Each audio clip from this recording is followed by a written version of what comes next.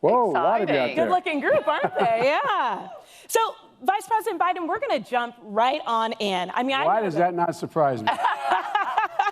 Sir, you've had a long career in politics. Stop emphasizing the long part, will you? You know? I'm joking. It was a joke. I think that it's true, right, that you've stated yourself that you've evolved on some issues, including those related to sexual and reproductive health care. One of the most recent was a couple of weeks ago when you came out as a champion for women's health when you spoke out against the Hyde Amendment, which we all know disproportionately impacts and discriminates against low-income people who need abortion care. So my question for you is, as president, how would you put forward a federal budget that eliminates Hyde? Well, first of all, the way I do that is, let me explain what happened. I laid out a health care plan that is going to provide federally funded health care for all women and women who now are denied even Medicare in their home states across the board. You'll be automatically sign up under the Obamacare-like provision we have because I provide for a Medicaid and Medicare-type policy that is, in fact, going to provide all the same services. So it became really clear to me that although split the difference here to make sure women still had access, you can't have access if, in fact, everyone's covered by a federal policy. And so that's why at the same time I announced that policy, I announced that I can no longer continue to abide by the Hyde Amendment. That's the reason. Thank you. What else do you want to ask me? Well, thank you so much for saying that. And, you know, I think that you're known as being a straight shooter, so I want to ask you a really honest question. There are some voters who may have concerns about your overall support for sexual and reproductive health, just given your mixed record.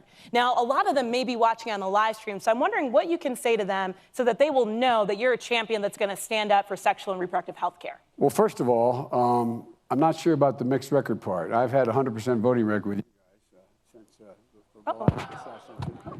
Uh-oh. My mic is not on? I think we lost you for a sec. Backstage, I think we're going to get a handheld out here just in case. Okay. Yeah. Oh, is that back there we on? go. Yeah, we're back. All right. All right. back. Anyway. Good. Look, first thing I would do as your president, I would immediately, in fact, extend health care to everyone. I don't have time to go into it. Look at my website. You'll get it. But the bottom line is poor women would have complete coverage. And there's no rationale can be offered that if you're covered by the federal system, you cannot then use federal funding to seek reproductive health care rights. Number two, the fact of the matter is that I would, in fact, eliminate all the changes that this president made to our attempts to make Title X rational and reasonable. And number three, we're in a situation where I would codify Roe v. Wade as defined by Casey. It should be the law, and there's no reason why, if the Supreme Court makes a judgment that everybody's worried about with these appeals going to the Supreme Court, that it changed, I would codify Roe v. Wade and Casey.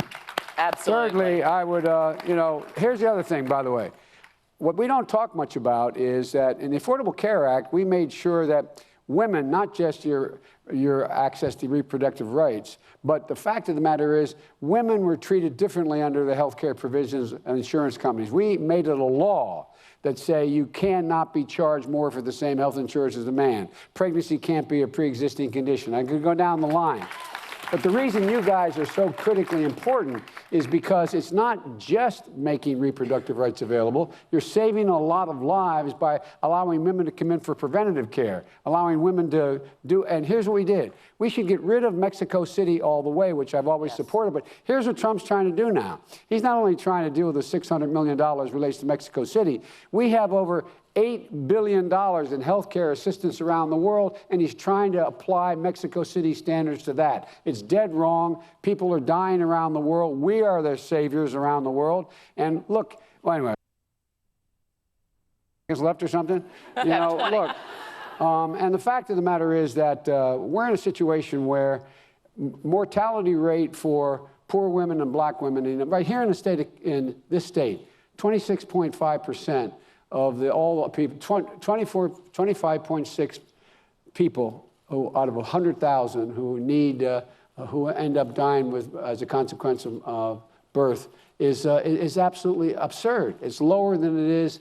It's higher than it is in any, even in countries that are third world countries. And so what we should be doing is investing a great deal more money in the entirety of how we deal with women's health care and making it available across the spectrum. I think you don't get nearly enough credit from Planned Parenthood. That you are the ones who are providing for all of the health care for poor women in ways that nobody else has been able to. That's why Barack and I fought so hard to continue to see you funded. No, but I really mean it. I think you underestimate the impact you have beyond access to choice and access to the Supreme Court decisions. Mr. Vice President, we've got a great member of our audience with a question for you. Our next storyteller is Peshka Calloway. Peshka served in the U.S. Army as a chemical operations specialist. After completing her service, she returned to her hometown of Parkersburg, West Virginia, to pursue her education at West Virginia University at Parkersburg. Ms. Calloway currently serves on our Planned Parenthood Vote South Atlantic's Board of Directors. Let's hear from Peshka. I got to see you. I want to look at you. Hi. Vice President Joe Biden, thank you for taking my question. Again, my name is Peshka Calloway. Thank you for your service, by the way. Thank you. Yes.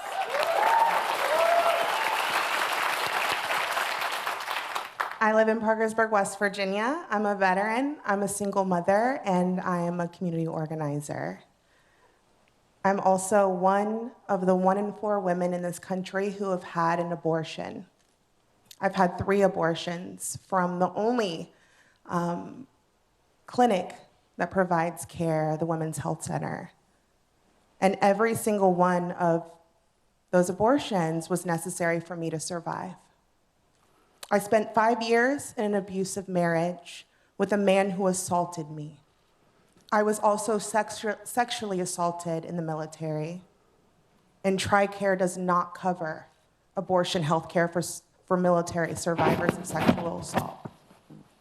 My bodily autonomy is precious to me, and that's why I'm here telling you the most personal story of my life for the first time. When my son was 3 or 4 months old, my husband and I were separated, and I went to the house that we shared to pick up some of my belongings and my son's belongings. At that time, I had a protective order in place. He wasn't supposed to be there, but he was, and he assaulted me. My birth control failed, and then I became pregnant. I had 2 more pregnancies after my birth control had failed me, before I found a method that worked for my body. As I healed from the trauma of my marriage, being sexually assaulted in the military, as I raised my son by myself and went to college so I can build up the best life for us. Without access to abortion, I wouldn't have graduated college. I would still be on Medicaid and food stamps today. I wouldn't have sought treatment for my PTSD, my anxiety, and my depression. And I wouldn't be the person that I am today. I couldn't turn to the VA for the care that I needed. My abortions were covered by West Virginia Medicaid funding. I could not have afforded them on my own, but that was before Amendment 1 passed in West Virginia last year, denying the right of West Virginian women to decide what to do with their own bodies.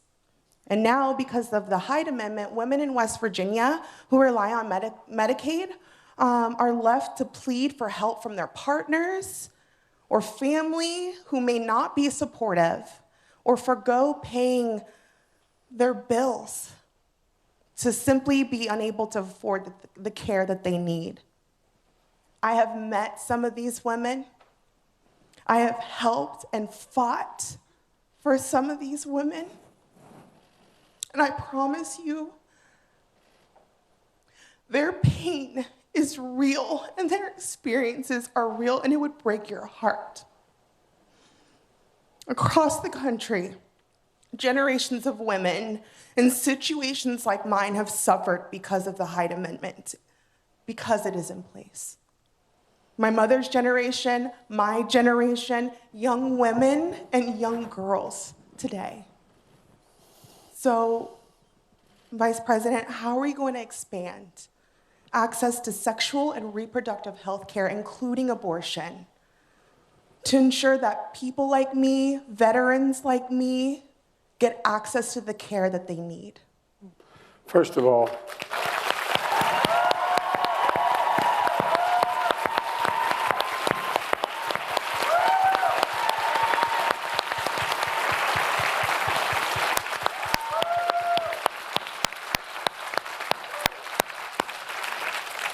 a lot of you women, maybe a lot of the men out here don't realize what incredible courage it took to stand up and say that.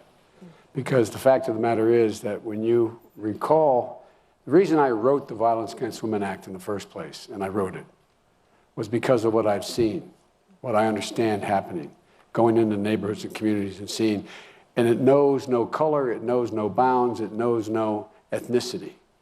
The fact of the matter is, for you to stand and recall that brings it all back immediately, and brings it back, and it's hard. And so I gotta just compliment you for your courage, number one. Number two, I believe across the board, what we're gonna have to see to it is that all of what you said changes. The idea that we still have in the military, the failure to deal with sexual assault and rape is outrageous. That's what Barack and I tried to do. And there's things we can do, number one. Number two,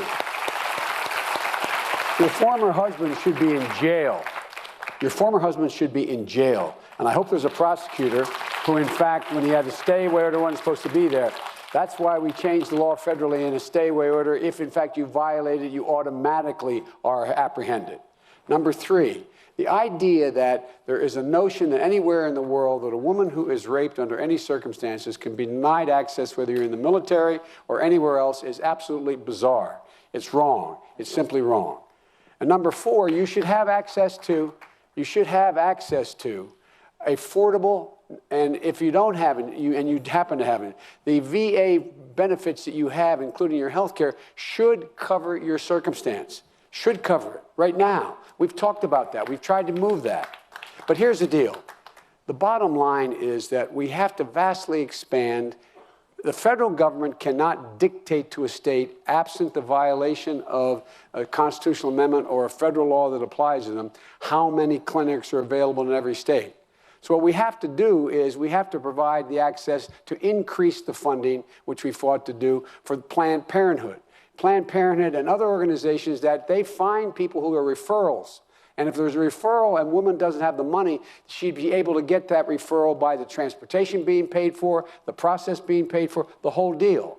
And so the point is that we have to expand, particularly for women who don't have insurance, poor women who in fact are, and by the way, we have to include this also for transgender women. We have to do this across, no, I really mean it. Because I don't think we think of that very often. We don't think of that. 10 transgender women have been killed just this year. Killed just this year. And folks, so, and what I'd love to do you have time after this to talk to me personally? No, I really mean it, because I think I can directly help your personal situation as well. Okay, but the answer is there should be no restriction at all on your ability to get those rights. And particularly getting the right reproductive care in terms of birth control. I mean, this is like, come on, this is the 21st century. And so, anyway, did I answer your question? Really, if my mom were here, she'd look at you and say, God love you, dear. You took a lot of courage to do what you did. Yes. No, I really mean it. You have to relive it every time you say it. And I know there's women in here, I'm not going to ask for show of hands, women in here have been abused. Women here have been victims of abuse. And you know how hard it is when you have to stand up and say it, because it all comes back as if it happened that moment. So thank you. What branch? Army. What was your rank?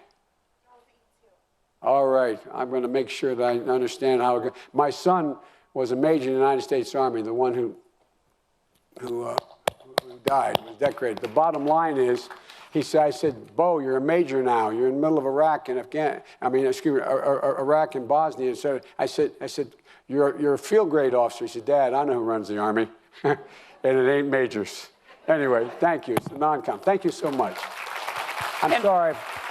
Did I answer the question? So much. Yeah. Yes, Okay, thank all you right. so much for Can joining we us, hear Vice it one more President. time for Peshka? And a great round of applause Thank you. for Vice President Joe Biden. Thank you so much. Is it okay if I go out and see her? Yeah, They'll bring her backstage Okay. to meet All right. you. Thank you an awful you lot. so much. Can't see up here. Thank you very much. Stay strong. And by the way, whether you vote for me or not, vote. Vote, vote, vote. We got to take this back. That's right.